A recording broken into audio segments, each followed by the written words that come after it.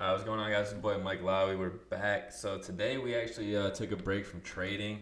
It was a super choppy day. We opened up and we just failed to break range all day, especially on SPY. So we did try to catch a NVIDIA call. I actually had this level break. We had this level break from previous day. So we entered on the pullback and then, got stopped out right there. So after that happened, we just consolidated. I mean, there was plays to catch, but I'd rather just walk away for the day and wait for a better trade. So going into see even meta straight to my level and then reject. So could we have caught some of this? Yes, but like it's not worth it playing around and chop. Tesla, let's see, broke up, so that's good. That's nice. We'll see if that breaks that. I think that we just broke out of this little wedge we had, right? So we're descending triangle, and then I think we still want to come down to retest before we go higher. After that happens, I'll probably target.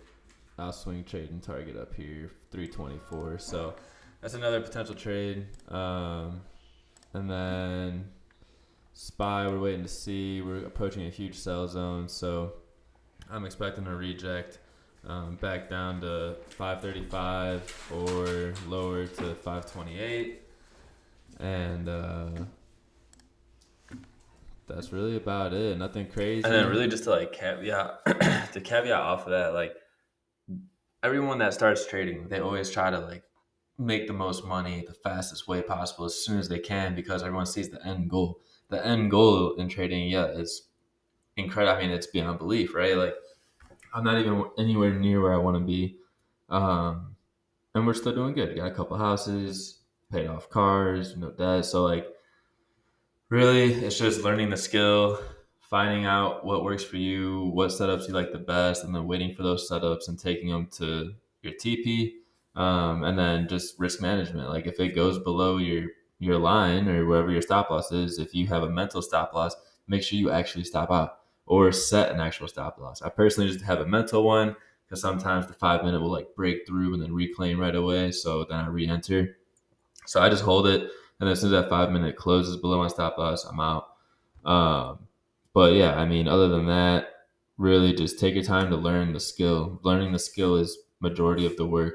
And then eventually, I mean, 200, 300 a day, you're looking at 70 to 100K a year already. So take your time to get there. There's no rush. Like you think about it as going to college for 2 years to learn this skill and then, have more money than people go to college for 20 years.